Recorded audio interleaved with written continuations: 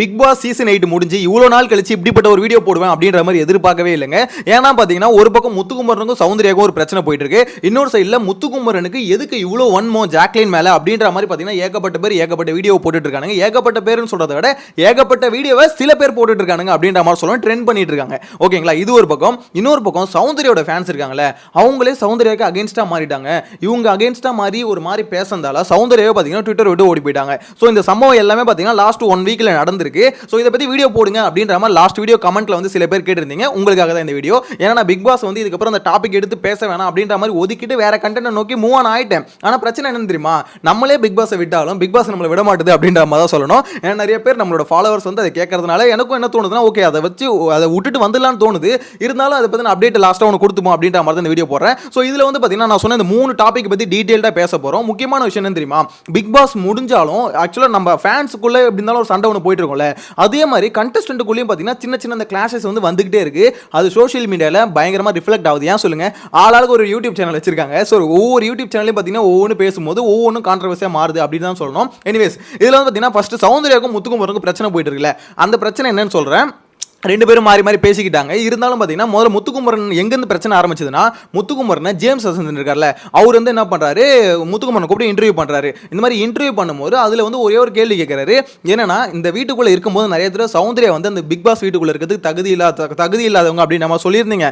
So அப்படி சொல்லும் போது இப்போ நீங்கள் பிக் பாஸ் விட்டு வெளியே வந்துட்டீங்க, இப்போ என்ன சொல்கிறீங்க, இப்போ வந்து உங்கள் நிலைப்பாடை மாற்றிக்கிறீங்களா அப்படின்னு கேட்கும்போது முத்துக்குமரன் என்ன சொல்கிறாரு, இல்லை என்னோட நிலைப்பாடெல்லாம் மாற்றிக்கல, இப்பயும் நான் சொல்கிறேன் சௌந்தர்யா வந்து பார்த்தீங்கன்னா அந்த லிஸ்ட்டில் இருக்கிறது தகுதி இல்லதான். ஏன்னா அந்த வீட்டுக்குள்ள நாங்கெல்லாம் ஒரு உழைப்பை போடல, நான் ஜாக்லின் ஒரு உழைப்பை போடல. சோ அந்த மாதிரி சௌந்தர்யா வந்து உழைப்பை போடவே இல்லை அப்படின்ற மாதிரி முத்துக்குமரன் சொல்லிட்டாரு. சொன்ன உடனே பாத்தீங்கன்னா இது பயங்கரமா ட்ரெண்ட் ஆகுது. ஏன்னா இன்னும் முத்துக்குமரன் வந்து சௌந்தர்யா மேல ஏன் இவ்வளவு வன்மத்துல சுத்துறான் அப்படின்ற மாதிரி. ஆனா அதுக்கப்புறம் ஒரு டயலாக் ஒன்று சொல்லியிருப்பாரு. என்னன்னா, இது என்னோட பாயிண்ட் ஆஃப் வியூ, நான் வீட்டுக்குள்ள இருக்கும் போது சௌந்தர்யா பத்தின என்னோட அபிப்பிராயம் இதுதான், அதே மாதிரி இப்போ என்னோட கருத்து தான். சோ என்னோட கருத்து தான் ஒட்டுமொத்த மக்களோட கருத்தா இருக்கணும்னு அவசியம் இல்லை. ஏன்னா மக்கள்ல நிறைய பேருக்கு பாத்தீங்கன்னா சௌந்தர்யாவோட கேம் பிளேவை பார்க்காம சௌந்தர்யான்ற கேரக்டர் பிடிச்சிருக்கு, அதனால அவங்களுக்கு ஓட்டு போட்டு ரன்னர் அப் வரை கூட்டு வந்திருக்காங்க. அப்படின்னும் போது நான் நினைக்கிற மாதிரி ஒட்டுமொத்த பேர் நினைக்கணும்னு அவசியம் இல்லை, ஒட்டுமொத்த பேர் அப்படி நினைக்கவும் இல்லை. அப்படி நினைச்சிருந்தா ரன்னர் அப்பா வந்திருக்க மாட்டாங்க அப்படின்ற மாதிரி டீட்டெயிலாக தெளிவாக சொல்லியிருப்பாரு. இருந்தாலும் நிறைய பேருக்கு அது புரியலையா இல்லை புரிஞ்சுக்கிட்டு வேணும்னே பண்றானுங்களா என்னன்னு தெரியல. என்னன்னா சௌந்தர்யா பத்தி பார்த்தீங்கன்னா இப்படிலாம் பேசுறான், அவங்க மேல இன்னும் வன்மத்தில் சுத்துறான் அப்படின்னு அவர் போட்டு அடிக்க ஆரம்பிச்சாங்க. அதுக்கடுத்து சௌந்தர்யா வந்து பார்த்தீங்கன்னா அவங்களோட ஸ்டோரி ஒன்று போட்டாங்க. அந்த ஸ்டோரியில் வந்து என்ன சொல்கிறாங்கன்னா, பிக் பாஸ் முடிஞ்சு இவ்வளோ நாள் கழிச்சு இன்னும் என்ன சில பேர் வந்து நாமினேட் பண்ணிக்கிட்டே இருக்காங்க அப்படின்ற மாதிரி சொல்லியிருந்தாங்க. அது மேபி இல்லை மேக்ஸிமம் முத்துக்குமரன் சொல்கிற மாதிரி தான் இருந்தது. என்னென்னு மேட்டர்னு பார்த்தீங்கன்னா, அவர் வந்து ஜேம்ஸ் வசந்த் அவர் கேட்ட கேள்விக்கு ஒரு பதில் சொன்னார். அந்த பதிலில் ஜெனினிட்டி இருந்ததான்னு பார்த்தீங்கன்னா இருந்தது. ஏன்னா அவர் என்ன சொல்கிறார், நான் வீட்டுக்குள்ளே எப்படி சௌந்தர்யா நினச்சோம் இப்பயும் அதான் நினைக்கிறேன். அந்த கேம் பிளேக்கு அவங்க வந்து பார்த்தீங்கன்னா பெருசாக இன்ட்ரெஸ்டிங் எதுவும் பண்ணலை. அவங்க கேரக்டர் வைஸ் வேணால் இன்ட்ரெஸ்டிங்காக இருக்கலாம். எனக்கும் சௌந்தர்யா பிடிக்கும். அவங்க கேரக்டர் வந்து பார்த்தீங்கன்னா கொஞ்சம் எப்படி இன்னசென்ட்டான கேரக்டராக இருக்கும், கொஞ்சம் ஆர்வ கலர் மாதிரி பண்ணுவாங்க. இதெல்லாம் பார்த்தீங்கன்னா பார்க்குற ஆடியன்ஸ் என்டர்டெய்னிங்கா இருக்கும். அதனால உங்களுக்கு பிடிச்சிருக்காங்க. கேம் பிளே வைஸ் நான் என்ன பொறுத்தவரைக்கும் கேம் பிளேவா பார்ப்பேன். அந்த கேமுக்கு அவங்க என்ன பண்ணாங்கன்னு தான் பார்ப்பேன். ஏன்னா நான் நிறைய பண்ணியிருக்கேன். அப்படி பண்ணும்போது அதுக்கு அவங்க தகுதியான ஆள் இல்லைன்னு தான் நான் சொன்னேன். ஸோ இது என்னோட கருத்து அப்படின்ற மாதிரி தெளிவாக சொன்னாலுமே அதை இப்படிலாம் மாற்றி போட்டு பொழக்க ஆரம்பிச்சிட்டாங்க. இதுதான் பார்த்தீங்கன்னா ஃபர்ஸ்ட் பிரச்சனை. முத்துக்குமரனுக்கு சௌந்தர்யாவுக்கு இந்த பிரச்சனை. ஆனால் சௌந்தர்யா முத்துக்குமரனை தான் மீன் பண்ணி போட்டாங்க. அதை முத்துக்குமரன் நேமெல்லாம் மென்ஷன் பண்ணல, அவங்க ஜென்ரலாக போட்டுட்டாங்க. இந்த மாதிரி பிக் பாஸ் முடிஞ்சதுக்கு அப்புறமா என்ன நாமினேட் பண்ணிட்டு இருக்காங்க அப்படின்ற மாதிரி ஜென்ரலாக தான் போட்டாங்க. ஸோ இது இந்த டாபிக்ல வந்து பார்த்தீங்கன்னா ரெண்டு பேருமே நேமை மென்ஷன் பண்ணிக்கல. ஆனால் முத்துக்குமரன் மென்ஷன் பண்ணது அவர் கேட்ட கேள்விக்கு பதில் சொன்னாரு, இவங்க நேம் மென்ஷன் பண்ணாங்க சொன்னாங்கன்னு வச்சுக்கோங்களேன். இதுக்கப்புறம் ஒரு முக்கியமான டாபிக் ஜாக்லின் முத்துக்குமரன். இவங்க பிரச்சனை என்னன்னு பார்த்தீங்கன்னா, இப்போ ரீசெண்டாக நடந்தது. இவங்க வந்து ஒரு அவார்ட் ஃபங்க்ஷனுக்கு போறாங்க. யார், முத்துக்குமரன் ஜாக்லின் ரெண்டு பேருமே போறாங்க. அதில் ஜாக்லினுக்கு வந்து ஒரு அவார்ட் கொடுக்குறாங்க. அந்த அவார்ட் பேர் வந்து பார்த்தீங்கன்னா அட்வென்ச்சர் உமன் அப்படின்ற மாதிரி சொல்கிறாங்க. ஸோ இந்த அவார்டை வந்து பார்த்தீங்கன்னா ஜாக்லினுக்கு வந்து கொடுக்குறாங்க. கொடுக்குறது யார், முத்துக்குமரன் தான் கொடுக்குறாரு. ஸோ கொடுத்துட்டு பார்த்தீங்கன்னா சில விஷயம்லாம் பேசுறாரு. ஏன்னா இந்த மாதிரி ஜாக்லின் வந்து வீட்டுக்குள்ளே இருக்கும்போது எனக்கு கப்பு என்னை தாண்டி ஒருத்தவங்களுக்கு கப்பு கிடைக்குதுன்னா முத்து கிடைச்சா நல்லா இருக்கும் அப்படின்ற மாதிரி சொன்னாங்களே. ஸோ அதை சொல்லி காமிச்சு சொல்கிறாரு. இந்த மாதிரி ஜாக்லின் வந்து அவ்வளோ பெருந்தன்மையாக இருந்தாங்க, அவங்களுக்கு கிடைக்காத பட்சத்தில் எனக்கு கிடைச்சா பெட்டராக இருக்கும் அப்படின்ற மாதிரி சொன்னாங்க. ஆனால் நான் எந்த இடத்துலையும் அவ்வளோ பெருந்தன்மையாக இல்லை, சுயநலவாதியாக இருந்துட்டேன். எல்லா இடத்துலையும் எனக்கு வேணும் கடைசி எனக்குன்னே இருந்தேன். ஸோ அது வந்து பார்த்தீங்கன்னா ஜாக்லின் கிட்ட ஒரு பெரிய குவாலிட்டி அப்படின்ற மாதிரி சொல்லிட்டு அதுக்கடுத்து இன்னொரு மேட்டர் ஒன்று சொன்னாரு. அடுத்த வருஷம் மென்ஷன் பண்ணாரான்னு தெரியல, ஆனால் அடுத்த வாட்டி பார்த்தீங்கன்னா அடுத்த வருஷம் தான் நினைக்கிறேன், அடுத்த வருஷத்துக்குள்ள ஜாக்லின் கிட்ட சிறந்த நடிகைக்கான ஒரு அவார்டு இருக்கணும் அப்படின்னு நம்ம சொல்லியிருப்பாரு. எதை மீன் பண்ணி சொன்னாரா, ஜாக்லினுக்கு வந்து ஆக்டிங்ல இன்ட்ரெஸ்ட், பிக் பாஸ் வீடியோவில் இருக்கும்போது சொல்லியிருப்பாங்க எனக்குன்னு சின்ன சின்ன ரோல் பண்ணணும், ஒரு ஸ்டாண்டர்டாக ஒரு பேர் சொல்ற மாதிரி ரோல் பண்ணணும், கோலமா கோகிலால நான் நடிச்சிருப்பேன். இருந்தாலும் பார்த்தீங்கன்னா எனக்குன்னு அந்த ரோல் வந்து எப்படி சொல்றது, அது என்னதான் பேசு பொருள் ஆனாலுமே அது ஒரு ஸ்டாண்டர்டாக செட் ஆகல. ஸோ அந்த மாதிரி எனக்கு செட் ஆகிற மாதிரி இவங்க இந்த படத்தில் இப்படி பண்ணியிருக்காங்க பாரு அப்படின்ற மாதிரி எனக்கு பேர் வரணும். ஸோ அந்த மாதிரி ஒரு ரோல் நடிக்கணும் அப்படின்னு நம்ம ஜாக்லின் சொல்லியிருப்பாங்க. அவங்களுக்கு ஆக்டிங்ல இன்ட்ரெஸ்ட் இருக்கு. ஓகேங்களா. ஸோ அதை தான் முத்துக்குமரன் சொல்லியிருப்பாரு. அடுத்த வருஷம் இந்த மாதிரி வந்து சிறந்த நடிகைக்கான அவார்டு வாங்கணும் அப்படின்ற மாதிரி. இதை என்ன பண்ணுறானுங்கன்னா என்ன பண்ணுறான்னா, அதாவது இந்த ரசிகன்னு பார்த்தீங்கன்னா ட்விட்டரில் ஒரு ஐடி இருக்கும். அந்த ஐடி யாருக்கு வேலை செய்யுதுன்னு பார்த்தீங்கன்னா சௌந்தர்யா கோசம் வேலை செஞ்சுது. எதுக்காகனா துட்டு கோசம் மட்டும் தான் வேலை செஞ்சது. இந்த சீசன் ஃபுல்லாகவே பார்த்தீங்கன்னா சௌந்தர்யா சப்போர்ட் பண்ணி தான் வேலை செஞ்சாங்க. நம்ம விஷ்ணு ப்ரோ அவர்கிட்ட பார்த்தீங்கன்னா நல்ல அமௌண்ட் வாங்கியிருப்பாருன்னு நினைக்கிறேன். ஏன்னா அவர் ஃபுல் அண்ட் ஃபுல் பார்த்தீங்கன்னா ஒரு அந்த மாதிரி தான் வேலை செஞ்சுக்கிட்டு இருந்தார். ஸோ இதில் என்ன மேட்டர்னா, விஷ்ணு வந்து ஏதாவது பேமெண்ட் எதாவது கொடுக்காம விட்டுட்டாரா என்னன்னு தெரியல. அதை பெண்டிங் பேமெண்ட் எதாவது இருக்கான்னு தெரியல. நான் முத்துவை போட்டு இப்போ திருப்பி அடிச்சாவது அந்த பெண்டிங் பேமெண்ட்டை கொடுப்பாரு அப்படின்னு நம்ம நினச்சி திருப்பி அடிக்கிறாங்களா என்னன்னு தெரியல. அவர் ஒரு வீடியோ போட்டிருக்காரு. என்னன்னா, ஆக்சுவலாக இந்த ஃபர்ஸ்ட் கிளிப் இதை போட்டாரா, இந்த மாதிரி சிறந்த நடிகை அவார்டு வந்து ஜாக்லின் கிடைக்கணும் அப்படின்னு நம்ம சொன்னார்ல முத்துக்குமரன். இதை போட்டுட்டு அன்ஷிதா வந்து பார்த்தீங்கன்னா பிக் பாஸ் வீட்டுக்குள்ள இருக்கும்போது சொல்லியிருப்பாங்க, இந்த பிக் பாஸ் வீட்லயே சிறந்த நடிகை யாருன்னா ஜாக்லின் தான் அப்படின்ற மாதிரி 2-3 தடவை மென்ஷன் பண்ணியிருப்பாங்க. பெரிய பிரச்சனை அவங்க நடிகைன்ற வார்த்தை. ஸோ உள்ள அன்ஷிதா என்ன சொன்னாங்களோ அதை தான் வெளியே வந்து முத்துக்குமரன் சொல்கிறான். ஸோ வெளியே வந்து அவன் புத்தியை காமிக்கிறேன் இப்படின்ற மாதிரிலாம் பார்த்தீங்கன்னா ஒரு வீடியோலாம் ரெடி பண்ணி இந்த மாதிரி போட்டுட்டு இருக்காங்க. இது அவ்வளோ வன்மம் வந்து ஜாக்லினுக்கு மேலே அவனுக்கு இருக்குது அப்படின்னு நம்மளாம் சொல்லிட்டு இருக்காங்க. அட பாவி, அவன் ஒரு அவார்டு வந்து அடுத்த வருஷம் நீ இந்த மாதிரி ஒரு நடிகைக்கான அவார்டு வாங்கணும் அப்படின்ற மாதிரி ஒரு நல்ல எண்ணத்தில் தான்டா சொன்னான். அதை இப்படி மாற்றி விட்டு ஜாக்லினுக்கு அகேன்ஸ்டாக வன்மத்தை கொட்டுறான்னு சொல்லிட்டு வாங்கின காசுக்கு மேலே கூவுறங்க சிவாஜி அப்படின்ற மாதிரி சொல்ல தோணுது.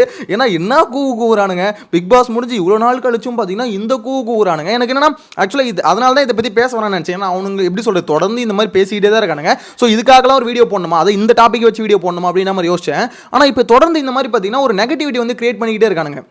இந்த நெகட்டிவிட்டி வந்து பார்த்தீங்கன்னா பிக் பாஸ் வீட்டுக்குள்ளே சௌந்தர்யா இருக்கும்போது சரி, அவங்களுக்கு சப்போர்ட் பண்ணுறன்ற பேரில் மற்ற கண்டஸ்டண்ட்டை போட்டு அடிச்சுக்கிட்டே இருந்தானுங்க.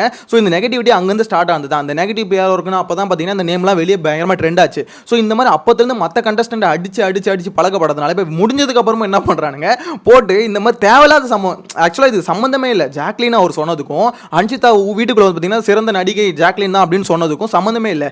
அதில் சொன்னது பார்த்தீங்கன்னா ஜாக்லின் கேரக்டரே பார்த்தீங்கன்னா வீட்டுக்குள்ள வந்து வேஷம் போட்டுட்டு இருக்கு, நடிச்சுக்கிட்டு இருக்கு, ஏமாத்திருக்கு, நடிச்சு ஏமாத்துதுன்னு தான் அதுக்கான மீனிங். ஓகேங்களா. இங்கே சொன்னது அவங்க ஒரு படத்தில் ஒரு ரோல் நல்லா நடிச்சு அது மூலமா ஒரு அவார்டு வாங்கணும் அப்படின்றதுக்கோசம் இதோட மீனிங் எல்லாருக்குமே பார்த்தீங்கன்னா டிஃப்ரென்ஸ் புரியும். இருந்தாலும் அதை மீன் பண்ணி பயங்கரமாக எடிட் பண்ணி அதை வந்து வீடியோ போட்டு வன்மத்தை வந்து கொட்டுறோம் அப்படின்னு சொல்லிட்டு ட்ரெண்ட் பண்ணிட்டு இருக்காங்க. இது ஒரு பக்கம் போயிட்டு இருக்கு. இன்னொன்று என்னன்னு பார்த்தீங்கன்னா, அதான் சொல்லுவாங்கல்ல கர்மா இஸ் எ பூமராங் அப்படின்ற மாதிரி மற்றவங்க மேலே இந்த நெகட்டிவிட்டின்னு கிரியேட் பண்ணிக்கிட்டே இருந்தானுங்களே இவனுங்க. இப்போ ஒரு லெவலுக்கு மேலே என்ன பண்ணிட்டானுங்க, சௌந்தர்யாவுக்கே நெகட்டிவிட்டி கிரியேட் பண்ணிட்டானுங்க. ஏன்னா சௌந்தர்யாவுக்கும் ரயன் இருக்கார்ல, இவங்க 2 பேரும் சேர்த்து வச்சு பார்த்தீங்கன்னா ராயா அப்படின்ற மாதிரி பார்த்தீங்கன்னா எடிட்ஸ் எல்லாம் போட்டுட்டு இருப்பாங்க. ஆனால் மேட்டர் என்னன்னா இவங்க 2 பேரும் நல்ல ஃப்ரெண்ட்ஸ், நம்ம எல்லாருக்குமே தெரியல. அதே மாதிரி ஜாக் மூன் சொல்லிட்டு ஒரு எடிட்டும் போவோம், அவங்க 2 பேரும் ஃப்ரெண்ட்ஸ் அப்படின்றது எல்லாருக்கும் ஆப்வியஸாக தெரிஞ்ச விஷயம் தான். ஸோ மேட்டர் என்ன பார்த்தீங்கன்னா, இந்த ராயா எடிட்ஸ் இதே மாதிரி போட்டுக்கிட்டு இருந்தவங்க ஒரு லெவலுக்கு மேலே போயிட்டு என்ன பண்ணுறானுங்க, விஷ்ணுவை கழட்டி விட்டுருங்க, விஷ்ணு வந்து உங்களுக்கு வேணாம், உங்களுக்கு பயங்கரமாக செட் ஆகக்கூடிய ஆள் யாருன்னு பார்த்தீங்கன்னா ரயன் தான், ரயனை வந்து பிடிச்சிக்கோங்க அப்படின்ற மாதிரி. ஏன்னா ஃப்ரெண்ட்ஷிப்னு அவங்களே சொல்லிட்டாங்க. இருந்தாலும் பார்த்தீங்கன்னா, அதாவது நாங்கள் உங்கள் ஃபேன்ஸில் நாங்கள் சொல்கிறோம், அதாவது ஃபேன்னா அவங்கள ரசிக்கிறதோடு நிறுத்திக்கணும். அதை விட்டுட்டு என்ன பண்ணுறானுங்க, அவங்க வாழ்க்கையில் நீ இந்த டிசிஷன் தான் எடுக்கணும் அப்படின்ற மாதிரி இவனுங்களே பார்த்தீங்கன்னா நீ இதை பண்ணு அதை பண்ணுன்னு சொல்லிட்டு இன்னும் கண்ட்ரோல் பண்ண ட்ரை பண்ணுறானுங்க. இந்த மாதிரி ஓவராக போட்டு அடிச்சதால சௌந்தர்யா என்ன பண்ணிட்டாங்க, நான் ட்விட்டரில் இல்லைடா, ட்விட்டரில் இருந்தால் தான் நீங்கள் பேசுறதெல்லாம் கேட்கணும் அப்படின்னு சொல்லிட்டு பார்த்தீங்கன்னா ட்விட்டரை டீஆக்டிவேட் பண்ணிட்டு போயிட்டாங்க. ஸோ அந்த அளவுக்கு மன உடைச்சலுக்கு ஆளாகிருக்காங்க. யார் அவங்க ஃபேன்ஸே இந்த மாதிரி ஆகியிருக்கானுங்க. அவங்களுக்கு என்ன பிரச்சனைன்னு தெரியல. இப்போ சௌந்தர்யா வந்து பார்த்தீங்கன்னா சௌந்தர்யாவுக்கு விஷ்ணு பிடிச்சிட்டா அவங்க தனிப்பட்ட விருப்பம் இல்லை நீ விஷ்ணு லவ் பண்ணக்கூடாது, நீ ரயனை தான் லவ் பண்ணணும், அவன் தான் அவனுக்கு சரியான ஆள் அப்படின்னு சொல்லிட்டு போட்டு அடிச்சு அதாவது அடிக்கிறானுன்னு சொல்கிறத விட அவனோட ஒரு தாட் இருக்குல்ல, இதான் கரெக்டாக இருக்கும், இந்த ஜோடி போகிறது தான் கரெக்டாக இருக்கும் அப்படின்னு சொல்லிட்டு இது நீ ஒத்துக்கோன்னு சொல்லிட்டு பண்ணிட்டு இருக்கானுங்க. அது பிடிக்காம தான் பார்த்தீங்கன்னா ட்விட்டர் அக்கௌண்ட் டீஆக்டிவேட் பண்ணிட்டாங்க. இது எங்கன்னா அதாவது நெகட்டிவிட்டி கிரியேட் பண்ணிகிட்டே இருந்தாங்க. அடுத்த கண்டஸ்டன்ட் மேலே கிரியேட் பண்ணி கடைசியில் பார்த்தீங்கன்னா சௌந்தர்யா மேலே இது கிரியேட் பண்ணிட்டானுங்க அப்படின்ற மாதிரி சொல்ல தோணுது.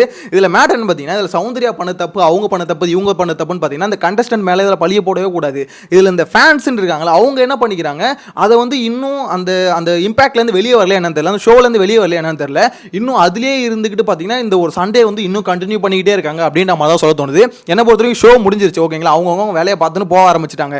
அங்கங்கே இன்டர்வியூ கொடுக்கும் போது பார்த்தீங்கன்னா இந்த மாதிரி சில விஷயம் வரதான் செய்யும். இப்போ முத்துக்குமரன் ஒரு இன்டர்வியூ கொடுத்துட்டான்னு சொல்லிட்டு சௌந்தர்யா வந்து ரிப்ளை கொடுக்குறேன்னு சொல்லிட்டு ஸ்டோரி போடுறாங்களா, அதெல்லாம் எனக்கு தெரிஞ்சு அப்படி உண்மையில முத்துக்குமரனுக்கு தான் அந்த ஸ்டோரி போட்டிருந்தாங்கன்னா அது தப்பான விஷயம். ஏன்னா அவ்வளோதாங்க, ஷோ முடிஞ்சிருச்சு. அடுத்து நீங்கள் ஒரு இன்டர்வியூ போறீங்களா, உங்களை கேள்வி கேட்குறாங்க, அப்போ நீங்கள் அந்த கேள்விக்கான பதிலை சொல்லுங்க. ஸோ இது வந்து பார்த்தீங்கன்னா இது கான்ட்ரவர்சியாக கொண்டு போகக்கூடாது. முத்து ஒன்று சொல்லிட்டா நான் இப்போ ஒன்னே ஸ்டோரியில் ஒரு ரிப்ளை கொடுக்குறேன் அப்படின்னும் போது நீங்களே ஃபேன்ஸ்குள்ள அந்த இதை கிரியேட் பண்ணி விடாதீங்க. ஏன்னா ஃபேன்ஸ் ஆல்ரெடி பார்த்தீங்கன்னா என்ன பண்ணுறாங்க, எப்படா வரும் ஒரு மேட்ரு கிடைக்கும் அப்படின்னு சொல்லிட்டு பார்த்தீங்கன்னா உங்களுக்கு பிடிச்சவங்க அடுத்து பிடிக்காதவங்களை போட்டு அடின்னு அடிக்கிறாங்க. அதுதான் இங்கே நடந்துகிட்டு இருக்கு. அப்படின்னும் போது இவங்களே அதுக்கு ஒரு பாயிண்ட் எடுத்து கொடுக்காம இருக்கிறது பெட்டரா இருக்கும் அப்படின்ற மாதிரி தோணுது. எனக்கு தெரிஞ்சு சௌந்தர்யா இதுக்கப்புறம் ட்விட்டர்ல எந்த ட்வீட்டும் போட மாட்டாங்க, ஏன்னா டீஆக்டிவேட் பண்ணிட்டாங்க. இன்ஸ்டால மட்டும் ஏதாவது ஸ்டோரி போடுவாங்கன்னு நினைக்கிறேன். என்ன பொறுத்த வரைக்கும் அவங்களே மூவ் ஆன் ஆகணும் அப்படின்னு நினைச்சாலும் இந்த மாதிரி இன்டர்வியூ எடுக்கிற அங்க எங்கன்னு கூப்பிட்டு இந்த மாதிரி பேச வைக்கிறதுனால ஏதாவது ஒரு லூஸ் டாக் விட்டுறாங்க. அது மூலமா ஃபேன்ஸ் பார்த்தீங்கன்னா திருப்பி வார ஸ்டார்ட் பண்ணிடுறாங்க அப்படின்ற மாதிரி சொல்ல தோணுது. இன்னொரு 6 மாசம் ஆகும்னு நினைக்கிறேன் எல்லாம் நார்மலைஸ் ஆகிறதுக்கு அப்படின்ற மாதிரி தான். ஏன்னா பிக் பாஸ் 9 அந்த இன்ஃபர்மேஷன் வரும் பார்த்தீங்களா, அது வந்ததுக்கு அப்புறம் தான் இவங்க கொஞ்சம் கொஞ்சமாக ஃபேட் அவுட் ஆக ஆரம்பிப்பாங்க. ஸோ அது வரைக்கும் பார்த்தீங்கன்னா இப்படி தான் போயிட்டு இருக்கும் அப்படின்னு நினைக்கிறேன். உங்களோட கருத்தை மறக்காம கமெண்ட்ல மென்ஷன் பண்ணுங்க. சேனலை ஃபர்ஸ்ட் டைம் பார்த்தீங்கன்னா சப்ஸ்கிரைப் பண்ணி வச்சுக்கோங்க. நீங்க இந்த மாதிரி இப்படி என்ன போயிட்டு இருக்கு டீடைலா கேட்கணும்னு நினைச்சீங்க, அதனால தான் வீடியோ போடுறேன். ஸோ சப்ஸ்கிரைப் பண்ணிக்கோங்க. நெக்ஸ்ட் வீடியோல மீட் பண்ணலாம். Bye by.